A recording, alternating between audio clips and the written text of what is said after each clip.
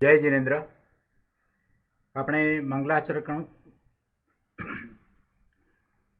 મંગલાચરણ કરી અને સમયસારનો સ્વાધ્યાય શરૂ કરીએ છીએ.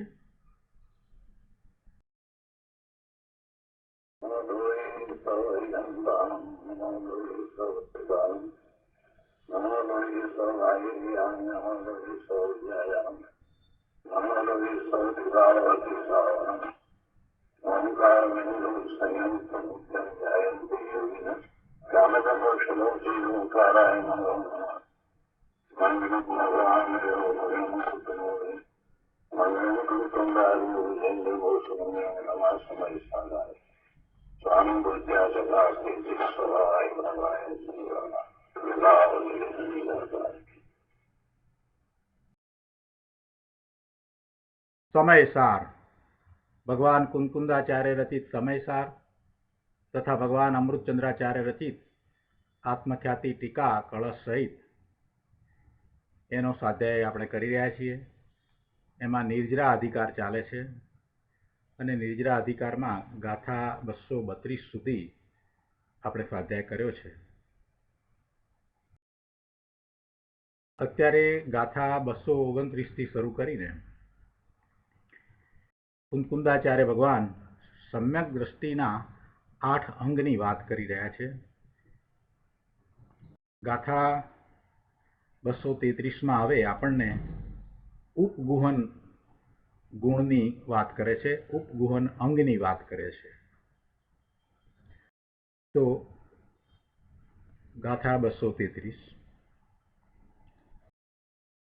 ય સિદ્ધ ભક્તિ યુક્ત ઉપગુહનક સ્તુ સર્વધર્માણામ સ ઉપગુહનકારી સમ્યક દ્રષ્ટિ જ્ઞાતવ્ય. ગુજરાતીમાં ગાથા છે. જે સિદ્ધ ભક્તિ સહિત છે, ઉપગુહક છે સૌ ધર્મનો, ચિન્મૂર્તિ તે ઉપગુહન કર સંકિત દ્રષ્ટિ જાણવો. ગાથાના અર્થમાં કહે છે કે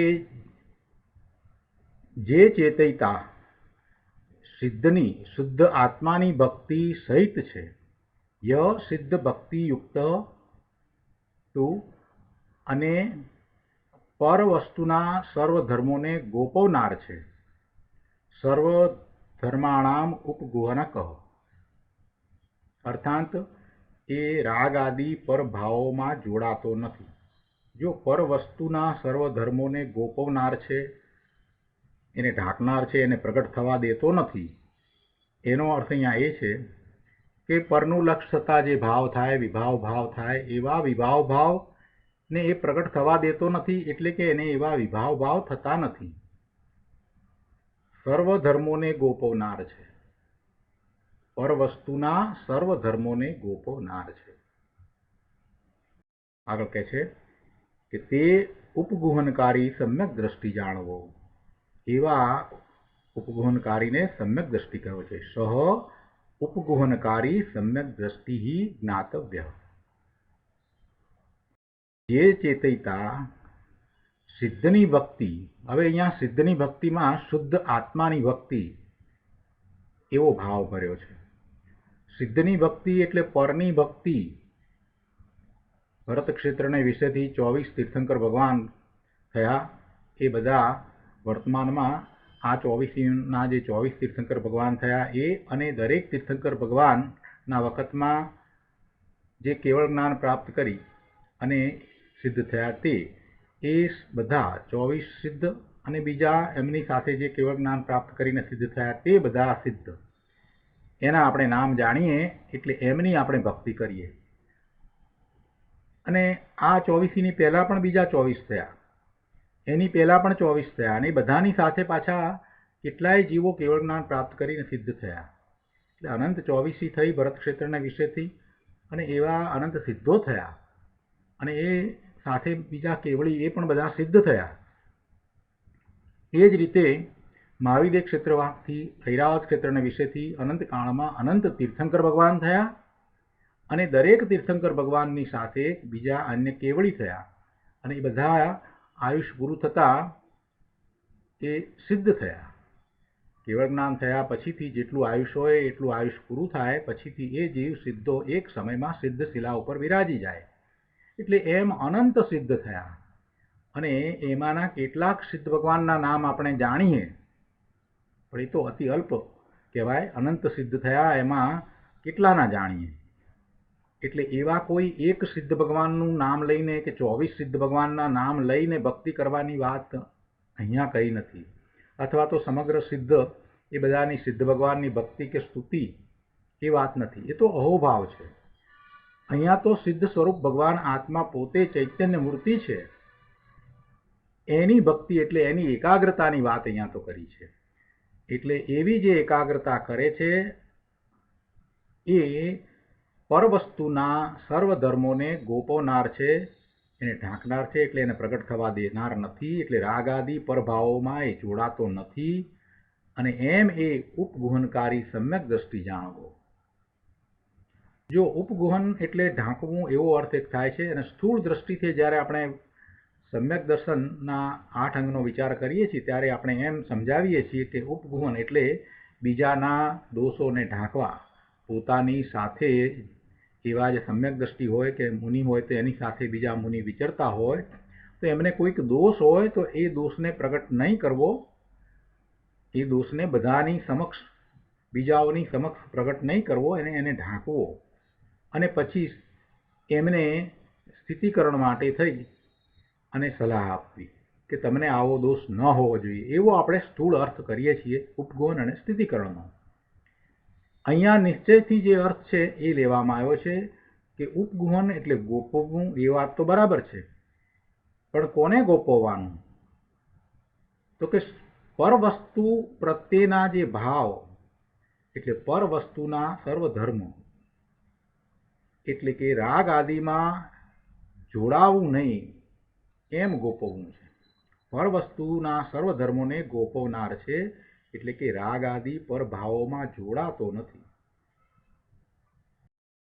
એવો એ ઉપગુહનકારી છે, તે સમ્યક દ્રષ્ટિ જાણવો. આગળ અહીંયા વાત કરે છે ટીકામાં, કારણ કે સમ્યક દ્રષ્ટિ ટંકોત્કીર્ણ એક જ્ઞાયક ભાવમયપણાને લીધે સમસ્ત આત્મશક્તિઓની વૃદ્ધિ કરતો હોવાથી ઉપબૃંહક અર્થાત આત્મશક્તિનો વધારનાર છે. ઉપગુહન અને એને જ ઉપબૃંહક પણ કહેવામાં આવે છે. શાસ્ત્રમાં ઉપગુહન અને ઉપબૃંહક એ બંને શબ્દો લેવામાં આવે છે. એટલે અહીંયા ટીકામાં અમૃતચંદ્રાચાર્ય ભગવાને ઉપબૃંહક કહ્યો. હવે ઉપબૃંહકનો અર્થ શું છે? તો કે જે આત્મશક્તિનો વધારનાર છે એ ઉપબૃંહક છે. આત્મશક્તિ તો જેટલી છે તેટલી જ છે. સંખ્યા અપેક્ષાએ જોઈએ તો અનંત શક્તિનો ભંડાર ભગવાન આત્મા છે.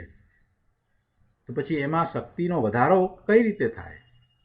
પ્રભુ એમ અનંત શક્તિ તો અનંત શક્તિ રૂપે પડી જ છે, એની અહીંયા વાત નથી. પરંતુ વર્તમાન પર્યાયમાં એને પ્રગટ કરવા રૂપ વધારો, એટલે કે પોતાની શુદ્ધિની વૃદ્ધિ અને અશુદ્ધિનો નાશ, એમ આત્મશક્તિનો વધારનાર એ ઉપબૃંહક સમ્યક દ્રષ્ટિ છે. શું કહ્યું? કે સમ્યક દ્રષ્ટિ કે જે પોતાના સ્વરૂપને અનુભવ સહિત જાણે છે, જ્ઞાયક ભાવે જ પરિણમી રહ્યો છે, એને સમસ્ત આત્મશક્તિઓની વૃદ્ધિ થાય છે. એ આત્મશક્તિઓની વૃદ્ધિ કરતો હોવાથી, એટલે કે આત્મશક્તિઓની પર્યાયમાં પ્રગટતામાં વૃદ્ધિ કરતો હોવાથી એ ઉપબૃંહક અર્થાત આત્મશક્તિનો વધારનાર છે. તેથી તેને જીવની શક્તિની દુર્બળતાથી, એટલે કે એની મંદતાથી થતો બંધ નથી, પરંતુ નિર્જરાજ છે. જીવની શક્તિની દુર્બળતાથી, એટલે કે એને પરનું લક્ષ્ય થતાં પોતાનો પુરુષાર્થ નબળો પડ્યો છે ત્યારે જે બંધ પડે છે જે બંધ પડે છે એ અતિ અલ્પ બંધ છે, એને દ્રષ્ટિના વિષયમાં ગૌણ કરીને એમ કહ્યું છે કે એની દુર્બળતાથી પડતો બંધ એ છે જ નહીં, પરંતુ એને તો નિજરાજ છે. એટલે એમ કહ્યું કે તેથી એવા સમ્યક દ્રષ્ટિ જીવને શક્તિની દુર્બળતાથી અર્થાંત મંદતાથી પડતો બંધ નથી, પરંતુ નિજરા છે. એને બંધ થતો નથી, પરંતુ નિજરા જ થાય છે. ભાવાર્થમાં પંડિતજી સમજાવે છે કે સમ્યક દ્રષ્ટિ ઉપગુહન ગુણ સહિત છે. સમ્યક દ્રષ્ટિને 8 અંગ પ્રગટ્યા છે, 8 ગુણ પ્રગટ થયા છે, એ પર્યાયમાં પ્રગટ થયા છે, એ સ્પષ્ટતા પહેલા જ થઈ ગઈ છે. અનંત ગુણોનો પિંડ ભગવાન આત્મા એ તો અનંત ગુણોનો પિંડ જેમ છે તેમ એવું જ દ્રવ્ય ત્રિકાળ છે ને છે. પણ સમ્યક દર્શન થતાં એને જે 8 અંગ અથવા 8 ગુણની પ્રગટતા પર્યાયમાં થઈ છે એની અહીંયા વાત ચાલે છે. અને અહીંયા આ ઉપગુહન ગુણની વાત લીધી છે, અથવા તો ઉપગુહન અંગની વાત લીધી છે. એટલે એવા સમ્યક દ્રષ્ટિ જે ઉપગુહન ગુણ સહિત છે,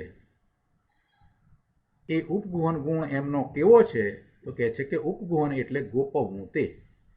અને અહીં નિશ્ચય નયને પ્રધાન કરીને કહ્યું કે સમ્યક દ્રષ્ટિએ પોતાનો ઉપયોગ સિદ્ધ ભક્તિમાં જોડેલો છે, અને જ્યાં ઉપયોગ સિદ્ધ ભક્તિમાં જોડ્યો ત્યાં અન્ય ધર્મો પર દ્રષ્ટિ જ રહી નહીં.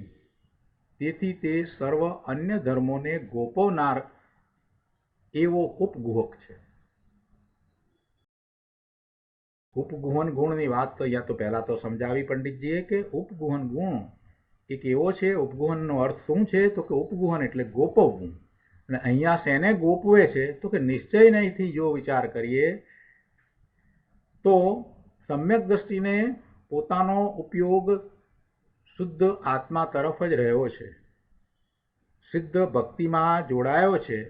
અને જ્યાં ઉપયોગ સિદ્ધ ભક્તિમાં જોડાયો ત્યાં અન્ય ધર્મો પર દ્રષ્ટિ જ ન રહી. પર પદાર્થોના ધર્મો તરફ એને દ્રષ્ટિ પડતી નથી, એટલે એમાં એને રુચિ થતી નથી.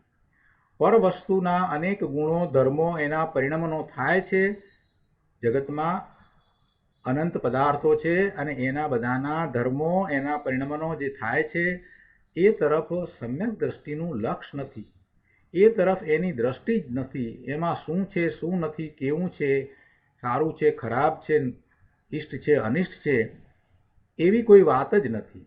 કેમ કે એની દ્રષ્ટિ તો ભગવાન આત્મા ત્રિકાળી નાયક ઉપર છે, એટલે સિદ્ધ સ્વરૂપ પોતાના ભગવાન આત્મા ઉપર છે, એટલે એને એ તરફ દ્રષ્ટિ જ નથી. જ્યાં ઉપયોગ પોતાના જ્ઞાન દર્શનનો ઉપયોગ પોતાના સિદ્ધ સ્વરૂપ ભગવાન આત્મામાં જોડાયો છે ત્યાં અન્ય ધર્મો પર દ્રષ્ટિ જ નથી. તેથી એ બધા પરદ્રવ્યોના ધર્મો, પરદ્રવ્યોના પરિણમનો, પરદ્રવ્યોને લક્ષ્ય થતા ભાવો એ બધાને એ ગોપવનાર છે, એ બધાને ગોપવે છે. અને એમ થતાં આત્મશક્તિનો વધારનાર થાય છે. આત્મશક્તિ તો શક્તિ અપેક્ષાએ દ્રવ્યમાં તો અનંત શક્તિ પડી જ છે, પણ અહીંયા પર્યાયમાં એની વૃદ્ધિ થાય છે. આગળ સમજાવે છે કે આ ગુણનું બીજું નામ ઉપબૃહણ પણ છે. ઉપબૃહણ એટલે વધારવું.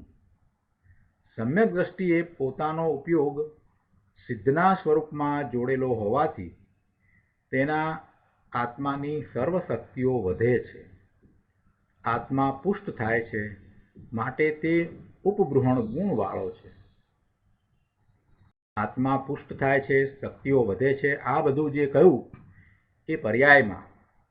દ્રવ્ય અપેક્ષાએ તો ભગવાન આત્મા પરિપૂર્ણ છે, એને બીજી કોઈ પુષ્ટિની કે શક્તિ વધારવાની જરૂર કે અપેક્ષા છે જ નહીં. એ તો પરિપૂર્ણ પૂર્ણ ભગવાન આત્મા અનંત શક્તિઓનો પિંડ, અનંત ગુણોનો પિંડ એવો ને એવો જ ત્રિકાળ છે, ત્રણેય કાળે એવો જ છે. પણ એનું ક્યાં એને લક્ષ થયું છે? એવા ભગવાન આત્માને એણે ક્યાં જાણ્યો છે? અને આ સમ્યક દ્રષ્ટિએ જ્યારે જાણ્યો છે એવા ભગવાન આત્માને, જ્ઞાયક ભગવાન આત્માને, અનંત ગુણના પિંડ ભગવાન આત્માને જાણ્યો છે, અનુભવ સહિત જાણ્યો છે, તો એવા સમ્યક દ્રષ્ટિની દ્રષ્ટિ ત્યાં રહે છે, સિદ્ધ સમાન પોતાના સ્વરૂપ તરફ દ્રષ્ટિ રહે છે. એટલે અન્ય ભાવો, વિકારી ભાવો, વિભાવ ભાવો, પર વસ્તુના સ્વભાવો, પર વસ્તુના ધર્મો, એ બધા તરફ એનું લક્ષ જતું જ નથી. એટલે એનો એ ગોપવનાર કહ્યો. અને એ પર તરફ લક્ષ નહીં જવાને કારણે અને માત્ર પોતાના સ્વરૂપનું જ લક્ષ રહેવાને કારણે, એકાગ્રતા માત્ર પોતાના સિદ્ધ સમાન સ્વરૂપમાં જ થવાને કારણે પર્યાયમાં શુદ્ધિની વૃદ્ધિ થાય છે. એવું ઉપબૃહણ છે. ઉપબૃહણ એટલે વધવું. વધવું શું છે? તો કે પર્યાયમાં શુદ્ધિનું વધવું એ ઉપબૃહણ છે. એ વાત અહીંયા તો સમજાવી છે. એટલે કહે છે કે આ રીતે સમ્યક દ્રષ્ટિને આત્મશક્તિની વૃદ્ધિ થતી હોવાથી તેને દુર્બળતાથી જે બંધ થતો હતો તે હવે નથી થતો. નિર્જરાજ થાય છે. એની દ્રષ્ટિ સ્વરૂપ તરફ રહી છે. એટલે એ તો શુદ્ધિનો વધારનારો છે, અને શુદ્ધિનો વધારનારો એ નિર્જરાજ કરે છે. એને બંધ થતો નથી. એને નિર્બળતા રૂપ, એટલે કે નિર્બળતાના નિમિત્તે જે થતો બંધ હતો તે બંધ નથી, પરંતુ નિર્જરાજ થાય છે. જોકે જ્યાં સુધી અંતરાયનો ઉદય છે, અંતરાય કર્મની પ્રકૃતિ છે, અને એ પ્રકૃતિનો બંધ પડેલો છે, તો એ ઉદય પણ હોય, અને એવો ઉદય છે ત્યાં સુધી નિર્બળતા છે. એટલે એ કાંઈ કર્મ એને નિર્બળતા કરાવે છે એમ નહીં, પણ એની એવી દશા છે ત્યારે નિમિત્ત નૈમિત્તિક સંબંધ એવો જ હોય કે એને અંતરાય કર્મની પ્રકૃતિનો ઉદય હોય. એટલે કહે છે કે જ્યાં સુધી અંતરાયનો ઉદય છે ત્યાં સુધી નિર્બળતા છે, તો પણ તેના અભિપ્રાયમાં નિર્બળતા નથી. એના અભિપ્રાયમાં તો પોતે ભગવાન આત્મા જેવો પોતાને જણાયો છે, અનુભવાયો છે, પ્રતીતમાં આવ્યો છે, એવો જ છે. એટલે પોતાનામાં ક્યાંય કોઈ ઉણપ નથી, ખામી નથી, નિર્બળતા નથી. પોતે સિદ્ધ સમાન સમર્થ છે. એટલે એના અભિપ્રાયમાં કોઈ નિર્બળતા નથી. પોતાની શક્તિ અનુસાર કર્મના ઉદયને જીતવાનો મહાન ઉદ્યમ વર્તમાનમાં એને વર્તે છે. એટલે અત્યારે દ્રષ્ટિ સ્વરૂપ તરફ છે ત્યારે એનો પુરુષાર્થ એવો છે કે જેને કારણે પેલા કર્મના ઉદયો છે એ નિર્જરી જાય અને એને નવા બંધ થાય નહીં. પોતાની શક્તિ અનુસાર, એટલે એ જેટલી સ્વરૂપમાં એકાગ્રતા કરે છે તે અનુસાર પેલા કર્મના ઉદય છે એનું લક્ષ થતું નથી. વધારે ઉગ્રતાપૂર્વક પોતાના સ્વરૂપમાં રહ્યો છે તો કોઈ પણ કર્મનો ઉદય આવ્યો હોય એ તરફ એનું લક્ષ થતું નથી, જોડાણ થતું જ નથી. અને ઉગ્રતા ઓછી છે એટલે પુરુષાર્થમાં ક્યાંક ખામી છે તો લક્ષ કર્મના ઉદય તરફ જાય છે. પણ એ કર્મના ઉદય આવ્યા છે, જે સંયોગો આવ્યા છે એ તરફ એને કોઈ ઈષ્ટપણું નથી, ઈષ્ટ બુદ્ધિ નથી, એમાં એને કોઈ રુચિ નથી. એને એ દૂર કરવાનો પ્રયત્ન કરે છે. એટલે કઈ રીતે પ્રયત્ન કરે છે કે એ એનો જ્ઞાતા થઈ જાય છે. કર્મના ઉદય આવ્યા છે, સંયોગો આવ્યા છે, અસાતા વેદનીના ઉદયો હોય કે અંતરાય કર્મના ઉદયોને કારણે કંઈ પણ હોય, તો એ બધાનો એ જ્ઞાતા થઈ જાય છે. એમ એ કર્મને જીતવાનો પ્રયત્ન કરે છે. એટલે કે કર્મના ઉદયને જીતવાનો એ ઉદ્યમ કરે છે. અને એ પોતાની શક્તિ અનુસાર, એટલે પોતાનો જેટલો પુરુષાર્થ, જેટલી ઉગ્રતા પોતાના સ્વરૂપને વિશે છે એટલો એ કર્મના ઉદયને જીતી લે છે. આવી સમ્યક દ્રષ્ટિની દશા છે. એટલે દ્રષ્ટિની મુખ્યતાથી કહીએ તો એને ઘણી નિર્જરા થાય છે અને બંધ પડતો નથી. જ્ઞાન કથનને મુખ્ય કરીને વાત કરીએ તો એને આ અંતરાય કર્મના ઉદયને કારણે એને નિર્બળતા છે, પણ એ અભિપ્રાયમાં નથી. પોતે પોતાના સ્વરૂપને તો સમર્થ સમજે છે. એટલે એવી નિર્બળતાને કારણે ક્યાંક કર્મના ઉદય સાથે જોડાવાનું થયું છે તો એનો એ માત્ર જ્ઞાતા દ્રષ્ટા છે અને એ વખતે એને અતિ અલ્પ બંધ પણ થાય છે, એને પણ એ જાણે છે. એમ આપણે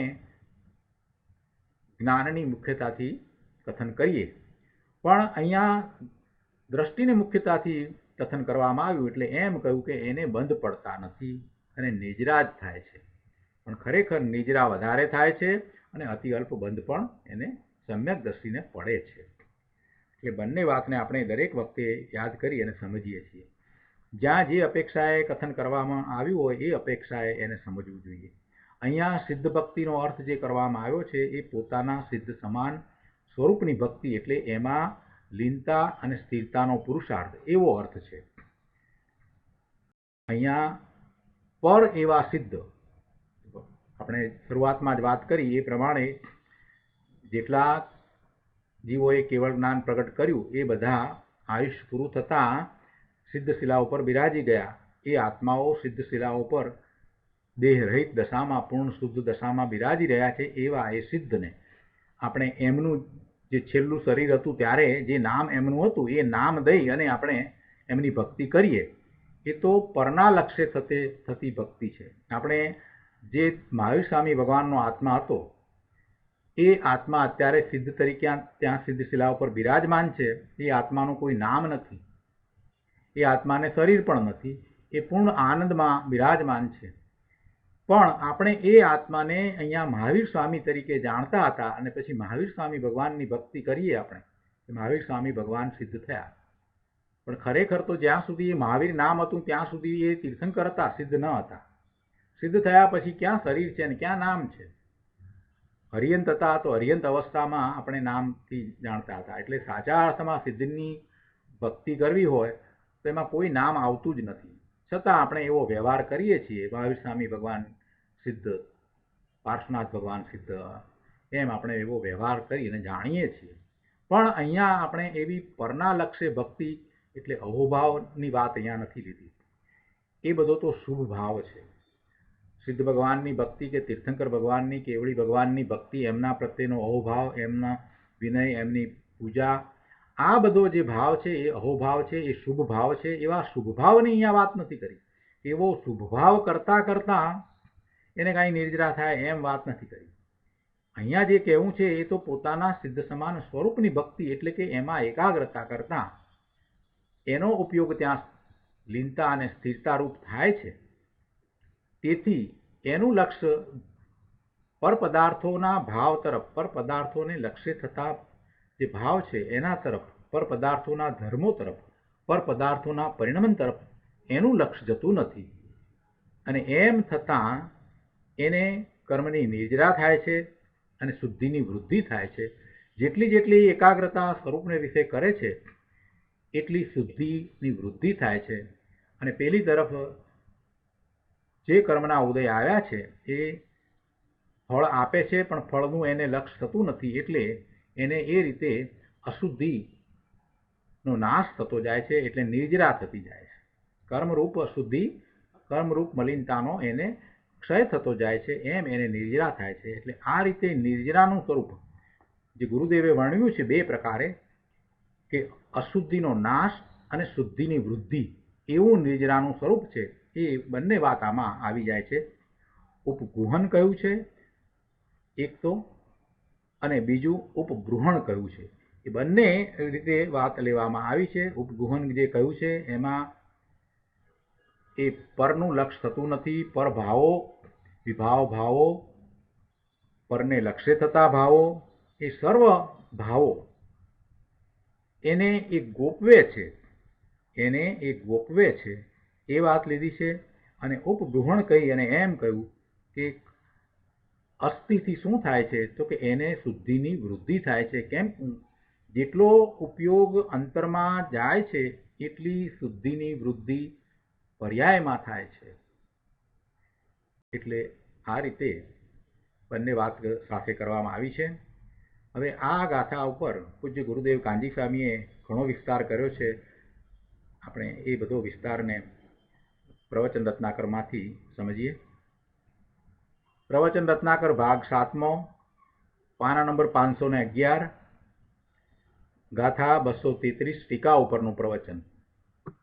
શું કહે છે કે જેણે પૂર્ણ આનંદ સ્વરૂપ શુદ્ધ ચૈતન્ય મૂર્તિ પ્રભુ આત્માનો અનુભવ થયો છે, ચેતયતા થી શરૂઆત કરે છે ને ગાથામાં, એવો જ્ઞાન કરનારો ચેતયતા, જે ચેત્યો છે તે, એવો કોણ? આ સમ્યક દ્રષ્ટિ જ્ઞાની ધર્મી કે જેને પૂર્ણ આનંદ સ્વરૂપ પોતાના શુદ્ધ ચૈતન્ય મૂર્તિ આત્માનો અનુભવ થયો છે, અંદર અતિન્દ્રિય આનંદનો સ્વાદ આવ્યો છે, અલૌકિક એવા આનંદનો અનુભવ, આનંદનું વેદન ઇન્દ્રિયો વિના અતિન્દ્રિયપણે જેને થયું છે, એવા સમ્યક દ્રષ્ટિની વાત છે. એ સમ્યક દ્રષ્ટિ છે, સમ્યક દર્શન, સમ્યક જ્ઞાન અને અંશે સમ્યક ચારિત્ર સહિત એવો સમકીતિ છે. એવા સમકીતિની દ્રષ્ટિમાં સદા એક જ્ઞાયક સ્વભાવમય આત્મા છે. એની દ્રષ્ટિમાં પોતાનું નિજ શુદ્ધ જ્ઞાયક સ્વરૂપ જ છે, બીજું કાંઈ નથી.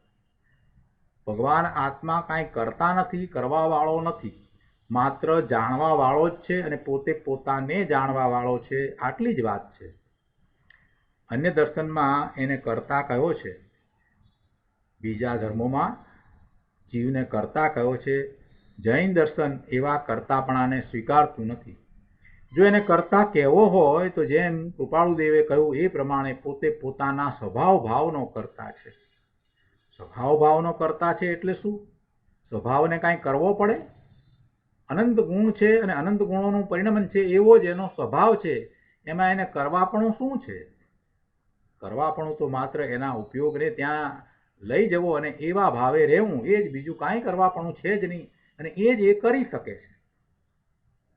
ભગવાન આત્મા પરના કાર્યો બીજા કાંઈ કરી શકતો જ નથી, એટલે એ કરતા છે જ નહીં, એ અકર્તા જ છે, ત્રિકાળ અકર્તા જ છે. માત્ર એ પોતે પોતાના સ્વભાવ ભાવે પરિણમે, એ સિવાય બીજું કાંઈ કરી શકે નહીં. પરના એક પણ કાર્ય એ કરી શકતો જ નથી, એવો ભગવાન આત્મા અકર્તા છે. માત્ર એ પોતે પોતાને, ભગવાન આત્મા પોતાને જ જાણે એવો જ્ઞાયક જ્ઞાયક જ છે, ત્રિકાળ જ્ઞાયક છે. એવા જ્ઞાયકને આ સમ્યક દ્રષ્ટિએ અનુભવ્યો છે, જાણ્યો છે, અને હવે એની દ્રષ્ટિ એવા જ્ઞાયક સ્વભાવ પર જ રહે છે. એટલે કહે છે કે તેની દ્રષ્ટિમાં સદા એક જ્ઞાયક સ્વભાવમય આત્મા છે. એવો આત્મા છે, જ્ઞાયક સ્વભાવમય આત્મા છે, પોતાના સ્વરૂપની વાત છે. નિમિત્ત રાગ કે પર્યાય ઉપરથી જેની દ્રષ્ટિ ઉડી ગઈ છે અને એક જ્ઞાયક સ્વભાવમય આત્મા પર સ્થાપિત થઈ છે, તે ધર્મી સમ્યક દ્રષ્ટિ છે.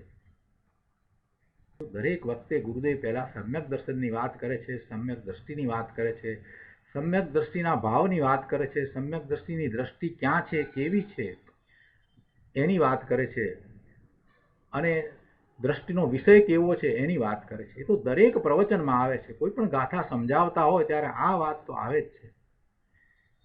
સમ્યક દર્શનની વાત જે છે એ જ મુખ્યતાથી ગુરુદેવે કરી છે.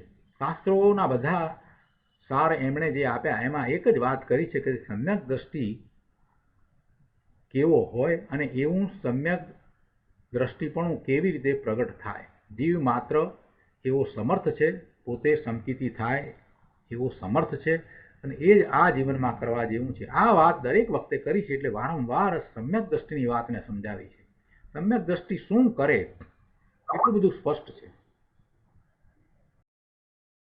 સમ્યક દ્રષ્ટિ શું કરે એ કેટલું બધું સ્પષ્ટ કરી દીધું છે કે એ કાંઈ કરતો નથી. એ જ્ઞાયક સ્વભાવમય થયો છે, પોતાનો જ્ઞાયક સ્વભાવ છે, તેવા સ્વભાવમય જ થયો છે, એવા સ્વભાવમય વર્તે છે તો વર્તે છે. એને બીજું કાંઈ નથી. સમ્યક દ્રષ્ટિને બીજું શું હોય? એને બીજું કાંઈ છે જ નહીં. સમ્યક દ્રષ્ટિ છે એ જ્ઞાયક સ્વભાવે જ પરિણમી રહ્યો છે, એ સિવાય એને બીજું કાંઈ કરવા પણ છે જ નહીં. એ વાતને અહીંયા ખૂબ સારી રીતે સમજાવી દીધી છે. એ છે કે એક જ્ઞાયક સ્વભાવમય આત્મા પર એની દ્રષ્ટિ સ્થાપિત થઈ છે, એ સમ્યક દ્રષ્ટિ, એ ધર્મી છે.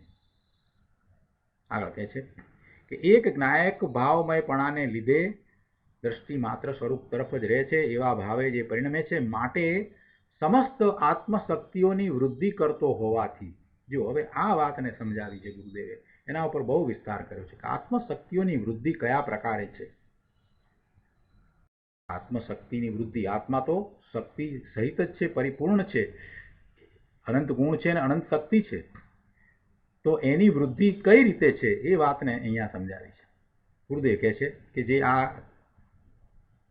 ટીકાની વાત આવી ને કે એક જ્ઞાયક ભાવમયપણાને લીધે સમસ્ત આત્મશક્તિઓની વૃદ્ધિ કરતો હોવાથી, તો આનો અર્થ શું? કહે છે કે કોણ, એ કોણ છે અને શું છે એમાં? તો કે સમ્યક દ્રષ્ટિ છે એ, અને સમ્યક દ્રષ્ટિમાં એક જ્ઞાયક ભાવ હોવાથી સમસ્ત આત્મશક્તિઓની વૃદ્ધિ કરે છે.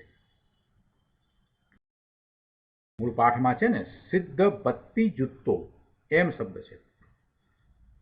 સિદ્ધ ભક્તિ જુત્તો એટલે સિદ્ધ ભક્તિમાં રત થયો છે એવો. સિદ્ધ ભક્તિ એટલે કે સદા સિદ્ધ સ્વરૂપ એવા આત્માની અંતર એકાગ્રતા.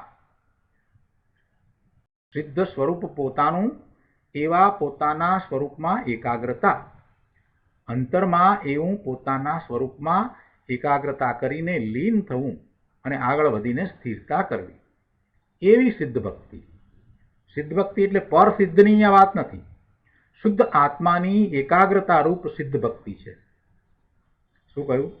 કે ભગવાન આત્મા પૂર્ણ જ્ઞાન, પૂર્ણ આનંદ, પૂર્ણ શાંતિ, પૂર્ણ સ્વચ્છતા એમ અનંત પૂર્ણ સ્વભાવોથી ભરેલો એવો શુદ્ધ સિદ્ધ પરમેશ્વર છે. આવા પોતાના સિદ્ધ પરમેશ્વરની એટલે પોતાના સિદ્ધ સમાન ભગવાન આત્માની, સિદ્ધ ભગવાનની નહીં. સિદ્ધ ભગવાન એટલે આપણે જે તીર્થંકર થઈને કે કેવળ જ્ઞાન કેવળી થઈને જે સિદ્ધ થયા છે એની નહીં,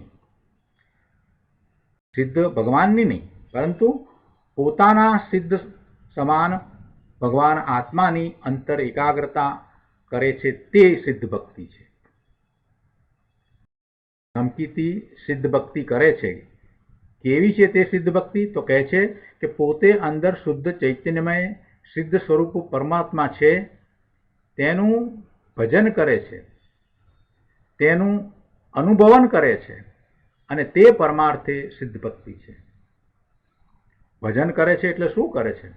કે પોતાના એવા સિદ્ધ સ્વરૂપને, શુદ્ધ આત્મ સ્વરૂપને જ એ ધ્યાવે છે, અંદર એને જ એ માત્ર જાણે છે, એમાં જ એ લીન થાય છે, એનો જ અનુભવ કરે છે, એવી એ સિદ્ધ ભક્તિ છે.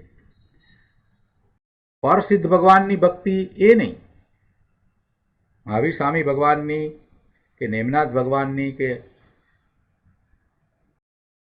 ચંદ્રપ્રભુ ભગવાનની, કોઈ પણ ભગવાનનું નામ લઈ અને આપણે સિદ્ધ ભક્તિ કરીએ, એ સિદ્ધ ભક્તિની વાત નથી.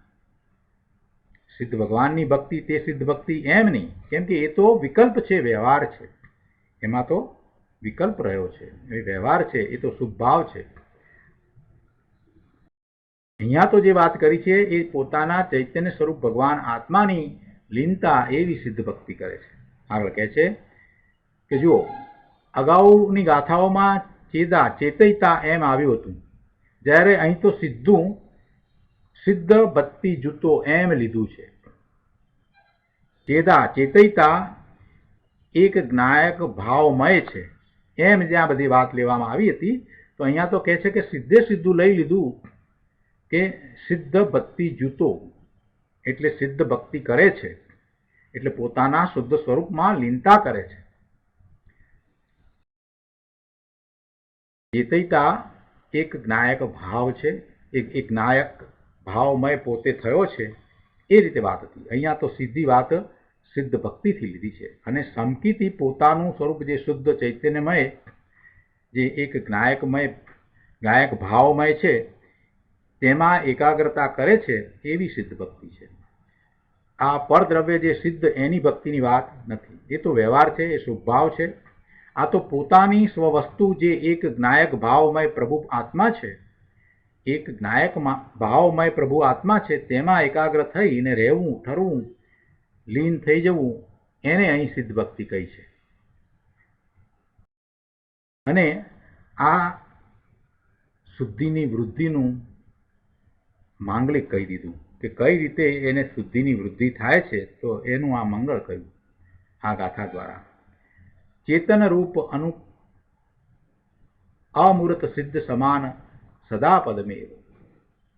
512માં પાના ઉપર કહે છે કે ભગવાન તું સિદ્ધ સમાન છો. પોતાના આત્માની વાત ચાલે છે. ભગવાન તું સિદ્ધ સમાન છો એટલે પોતાનું નિજ સ્વરૂપ છે તે સિદ્ધ સમાન છે. પર્યાય સિદ્ધપણું નથી. ભલે પર્યાયમાં મનુષ્યપણું હોય, દેવપણું હોય કે તિર્યંજપણું હોય કે નારકીપણું હોય, પણ એની વાત નથી.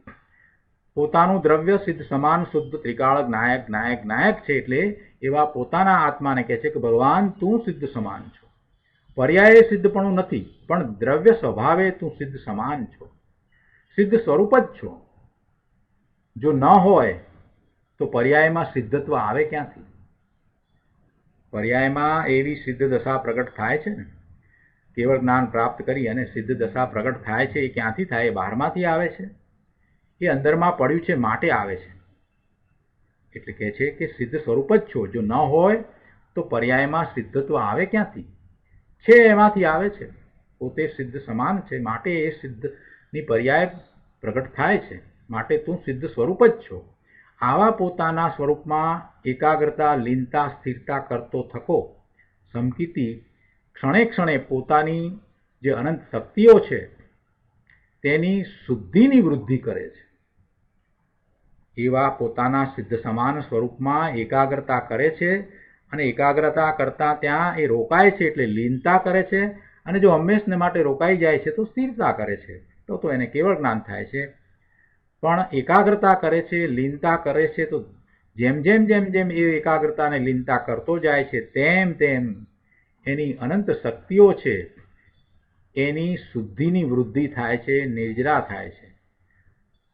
સમકીતી ક્ષણે ક્ષણે પોતાની જે અનંત શક્તિઓ છે તેની શુદ્ધિની વૃદ્ધિ કરે છે અને તે નિર્જરા છે.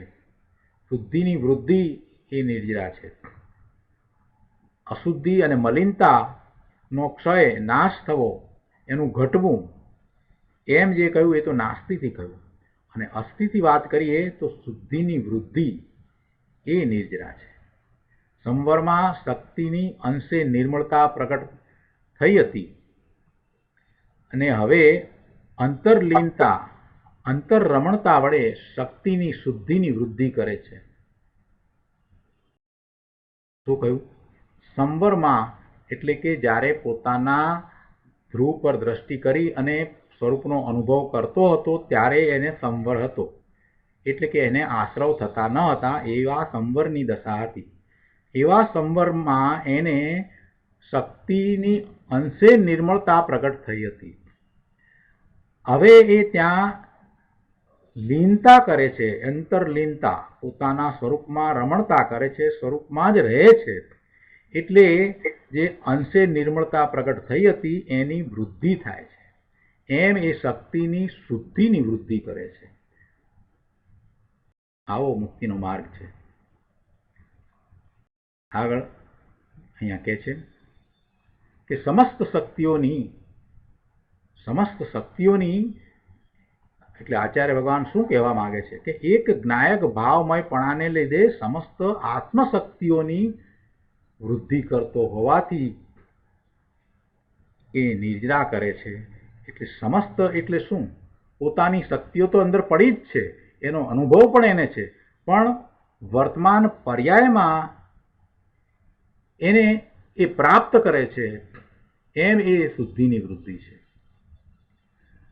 અંદર તો ત્રિકાળક એવી શક્તિ રૂપે ભગવાન આત્મા પડ્યો જ છે, પણ એનું લક્ષ્ય ક્યાં થયું છે? મિથ્યા દ્રષ્ટિ તો એને જાણતો પણ નથી. આ સમ્યક દ્રષ્ટિ છે એ જ્યારે એને જાણે છે ત્યારે એને અંશે નિર્મળતા પ્રગટ થઈ, એ પર્યાયમાં પ્રગટ થઈ. અને જ્યારે એ વધારે લીનતા કરે છે તો એને એમાં એ નિર્મળતાની વૃદ્ધિ એ પર્યાયમાં થાય છે. અને પછી તો એ જેટલી શક્તિ છે, શક્તિ તો અનંત છે, એનું પૂર્ણપણે પ્રકાશવું પર્યાયમાં થાય છે ત્યારે એ કેવળ જ્ઞાન પ્રાપ્ત કરે છે અને પોતાની પૂર્ણ દશામાં હંમેશને માટે રહી જાય છે, સ્થિરતા કરી લે છે. એટલે એ જેમ જેમ જેમ જેમ એમ લીનતા કરતો જાય છે, પોતાના સ્વરૂપમાં જ રહે છે, પોતાના સ્વરૂપમાં અંતરલીન રહે છે, એમાં જ રમણતા કરે છે, એમ એમ શક્તિની વૃદ્ધિ પર્યાયમાં થાય છે. એ વાત અહીંયા સમજાવી છે. અને એ કેવી રીતે થાય છે? તો કે એક જ્ઞાયક ભાવમયપણાને લીધે પોતે માત્ર ત્રિકાળ જ્ઞાયક જ્ઞાયક જ્ઞાયક છે ને એવા જ ભાવે જ રહે છે, બીજો કોઈ ભાવ નથી.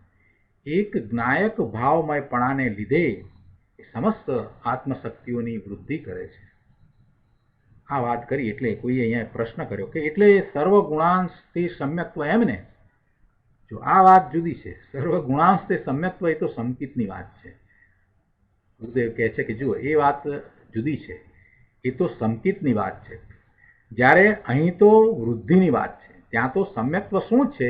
તો કે સર્વગુણનો અંશે અનુભવ થવો એ સમ્યક્ત્વ. આત્માના અનંત ગુણ છે એને આત્માના અનંત ગુણોનું પરિણમન છે અને એવું પરિણમન એક રૂપે અનુભવમાં આવે છે. એટલે એવી શુદ્ધ નિર્મળ પર્યાય છે, એને આ વર્તમાન પર્યાય જાણવાવાળી થાય છે, અનુભવવાવાળી થાય છે, એ સમ્યક્ત્વ છે.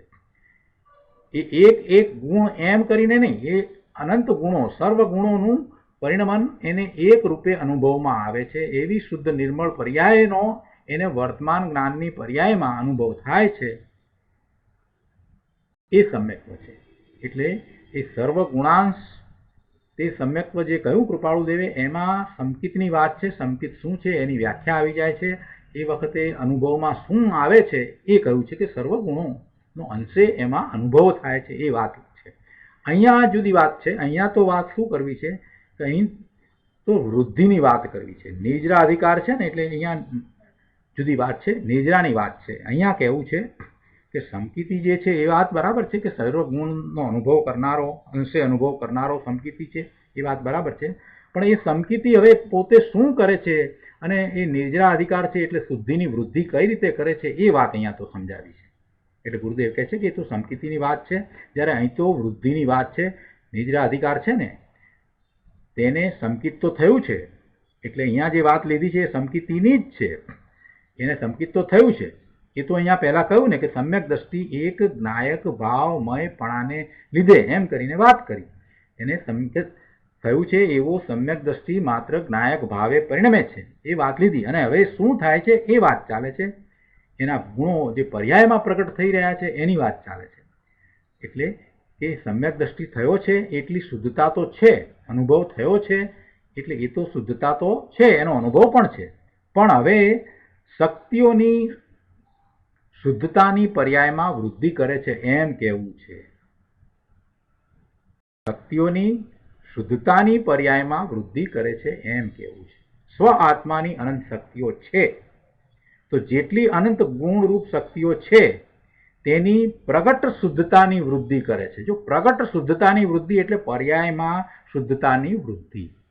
કારણ કે પર્યાય તો મલિન છે ને, પર્યાય તો મનુષ્યની છે કે તિર્યંતની છે કે દેવની છે કે કોઈ પણ પર્યાય છે તે એવી પર્યાય છે ને.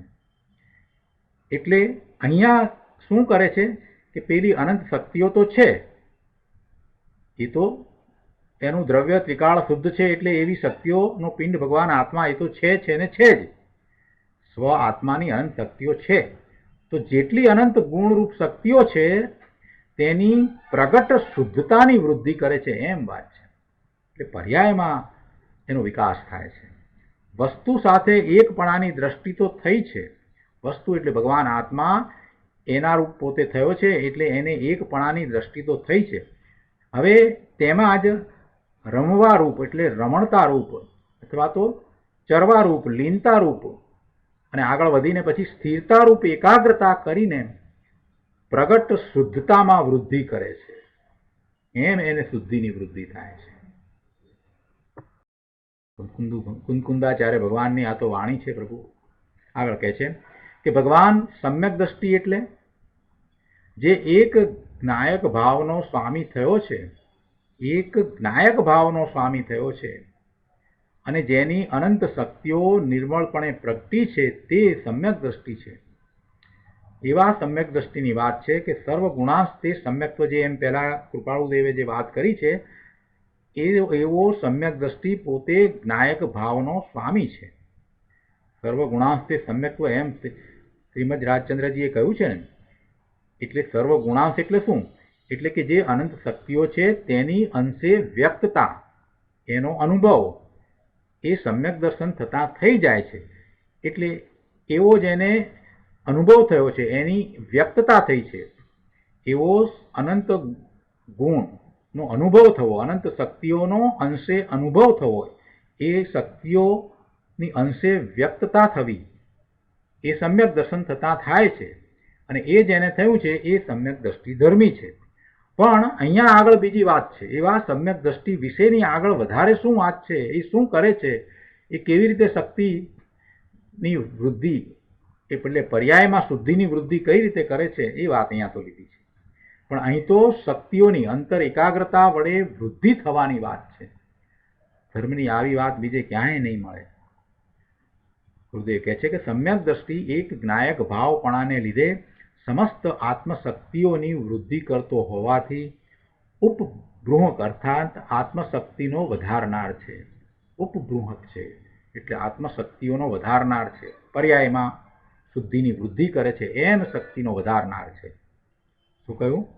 513મા પાના ઉપર કહે છે કે જે અનંત શક્તિઓ એટલે ગુણો છે તેનો અંશ તો સમ્યક દર્શનની સાથે પ્રગટ થયો છે, એટલે એને અનુભવ તો થયો છે, એવો આ સમ્યક દ્રષ્ટિની વાત છે. હવે અંતરમાં એકાગ્રતા કરતો જાય છે, વારંવાર પોતાના સ્વરૂપમાં નિર્વિકલ્પ ધ્યાનમાં એ એકાગ્રતા કરતો જાય છે. ક્યાં એકાગ્રતા કરે છે? સ્વરૂપને વિશે એકાગ્રતા કરે છે. તો કહે છે કે હવે અંતર એકાગ્રતા કરતા કરતા એના દ્વારા તે સર્વ આત્મશક્તિઓની વૃદ્ધિ કરતો હોવાથી તે ઉપબૃહક એટલે કે આત્મશક્તિનો વધારનાર છે. જો ઉપબૃહકનો અર્થ અહીંયા આત્મશક્તિનો વધારનાર એમ જે કર્યો છે, તો એમાં આત્મશક્તિઓની વૃદ્ધિ પર્યાયમાં કરે છે એવો અર્થ છે. ઉપબૃહક અર્થાત આત્મશક્તિનો વધારનાર. આત્મશક્તિ જે દ્રવ્ય અપેક્ષાએ છે, જે ધ્રુવ પડી છે, એની વાત નથી અહીંયા. અહીંયા તો પર્યાયમાં જે વૃદ્ધિ થાય છે એની વાત છે. એક ઉદાહરણ આપીને ગુરુદેવે અહીંયા બીજા પેરેગ્રાફમાં સમજાવ્યું છે. બહુ સુંદર ઉદાહરણ છે કે જેમ પૈસાવાળો ધનથી રળે અને ઢગલા થાય તેમ જો પૈસો પૈસાને લાવે ને, પૈસા છે તો એને એ પૈસા દ્વારા વધારે પૈસા કમાવાનું થાય છે ને, પૈસાને ઇન્વેસ્ટ કરે છે તો બીજા વધારે પૈસા આવે છે, પૈસાનું વ્યાજ આવે છે, વ્યાજ એમ કે છે તો પૈસા વધે છે. એટલે ધનથી ધન રળે છે ને, પૈસાવાળો ધનથી ધનના ઢગલા કરે છે ને, એટલે ધન દ્વારા ધનને રળે છે ને, એ ઉદાહરણ લીધું કે જેમ પૈસાવાળો ધનથી રળે અને ધનના ઢગલા થાય, તેમ અહીંયા જ્યાં અંદર આત્મધન સંકિત પ્રગટ થયું છે ને, ત્યાં તેનો અંતર વ્યાપાર થતાં સર્વ શક્તિઓ વૃદ્ધિગત થાય છે. ત્યાં અંતર વ્યાપાર થતાં સર્વ શક્તિઓ એને વૃદ્ધિગત થાય છે. શું કહ્યું અહીંયા?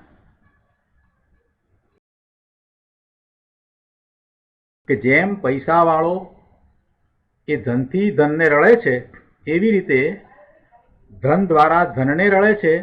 તો એ જ રીતે આ પોતાને જે ધન પ્રાપ્ત થયું છે, પોતાને શું ધન પ્રાપ્ત થયું છે, કેવું ધન પ્રાપ્ત થયું છે કે અનંત ગુણનો અંશે અનુભવ થયો છે, એવો જે અનુભવ થયો છે એનો જ પછી એ વ્યાપાર કરે છે. એટલે અંતર વ્યાપાર કરતાં એને સર્વ શક્તિઓનો પર્યાયમાં વિકાસ થાય છે, વૃદ્ધિ થાય છે એમ કહે છે.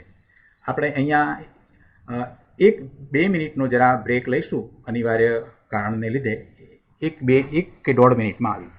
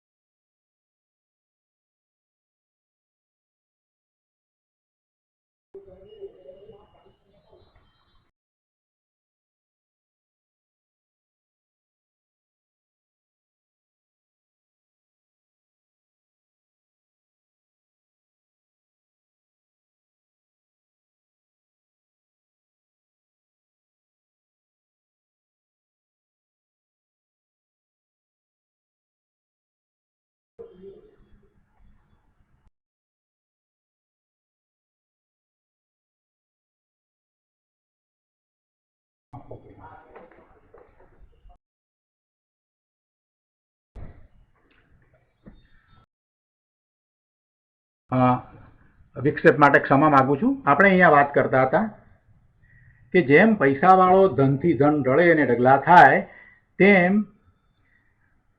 અહીંયા જેને આત્મધન આત્મશક્તિ પ્રગટ થઈ છે એનો વ્યાપાર કરતા એને સર્વ શક્તિઓ જે છે એની વૃદ્ધિ થાય છે. એક ઉદાહરણ દ્વારા ગુરુદેવે આપણને સમજાવ્યું છે. અને એમાં આગળ એક ગુરુદેવ કહે છે કે ભગવાન આત્મામાં અનંત ગુણ છે, અને અનંત ગુણ છે એ તો શક્તિ અપેક્ષાએ છે જ, શક્તિઓ કહો કે ગુણ કહો. પણ હવે અહીંયા જે વાત કરવી છે કે એ શક્તિઓ છે એ પર્યાયમાં અંતઃક્રિયા દ્વારા વધે છે, અંતઃવ્યાપાર દ્વારા એની વૃદ્ધિ થાય છે. જેમ પેલો વેપારમાં ધન દ્વારા ધનને રળે છે, એવી રીતે પોતાની જે પ્રગટ શક્તિ છે, પોતાને શક્તિમાં અંદરમાં જે પડેલી છે એ તો શક્તિ છે, પણ એ શક્તિનો જે અનુભવ થયો છે, સમ્યક દ્રષ્ટિને અંશે અનુભવ જે થયો છે, એ અનુભવ જે પર્યાયમાં છે એની વૃદ્ધિ એ અંતઃવ્યાપાર દ્વારા અથવા તો અંતઃક્રિયા દ્વારા, એટલે કે પોતાના સ્વરૂપનું લક્ષ્ય કરતા એમાં લીનતા કરતા થાય છે. એ વાત અહીંયા કરી છે કે તે શક્તિઓને પર્યાયમાં અંતઃક્રિયા દ્વારા સમકીતિ વધારે છે. જેમ ધન રળે અને ઢગલા થાય, તેમ સમકીતિને અંતઃક્રિયા વડે શુદ્ધિની વૃદ્ધિના ઢગલા થાય છે, એમ અહીંયા કહેવામાં આવ્યું છે. જો ઉપવાસ કરીને શુદ્ધિ વધારતો જાય છે એમ નથી કરવું, પરંતુ પોતાના એક જ્ઞાયક ભાવમાં વર્તતો થકો આત્મશક્તિઓની વૃદ્ધિ કરે છે એમ કહ્યું છે. બીજી રીતે કંઈ આત્મશક્તિની વૃદ્ધિ પર્યાયમાં થાય છે એમ અહીંયા નથી કહ્યું. પણ કઈ રીતે વૃદ્ધિ થાય છે કે એક જ્ઞાયક ભાવમાં લીનતા કરવાથી એ આત્મશક્તિઓની વૃદ્ધિ કરે છે એમ કહેવામાં આવ્યું છે. ટંકોત્કીર્ણ એક જ્ઞાયક ભાવમય પોતે થયો છે, એટલે એવા એક જ્ઞાયક ભાવપણાને લીધે એ પોતાની શક્તિ એટલે આત્મશક્તિની પર્યાયમાં વૃદ્ધિ કરે છે. એટલે કે દ્રષ્ટિ એક જ્ઞાયક ભાવ પર છે અને ત્યાં જ સ્થિરતા પામતો થકો શુદ્ધિની વૃદ્ધિ કરે છે. શુદ્ધિની વૃદ્ધિ થાય એનું નામ અસ્થિથી નિજરા. જ્યારે અશુદ્ધતાનું ટળી જવું અને કર્મનું ખરી જવું એ નાસ્તિથી નિજરા. જો નાસ્તિથી અને અસ્થિથી એમ બે પ્રકારે નિજરાનું સ્વરૂપ ગુરુદેવે હંમેશા કહ્યું છે. નિજરા થાય એટલે કર્મનું ખરી જવું, કર્મનું ટળી જવું એટલી જ એક વાત નથી, પણ પોતાની અંતરંગ દશા એવી અદ્ભુત થાય, એવી શુદ્ધિ થાય છે, એની અહીંયા વાત લીધી છે. એટલે બંને રીતે લેવાનું છે કે અસ્થિથી નિજરા કઈ રીતે છે અને નાસ્તિથી નિજરા કઈ રીતે છે. અસ્થિતિ એટલે શુદ્ધિની વૃદ્ધિ અને નાસ્તિથી એટલે કે કર્મનું ખરી જવું, એમ નિજરાનું સ્વરૂપ છે. તો આપણે આજનો સ્વાધ્યાય અહીંયા સુધી રાખીએ છીએ. હવે સુખધામ બોલી અને આજનો સ્વાધ્યાય આપણે પૂરો કરીએ છીએ.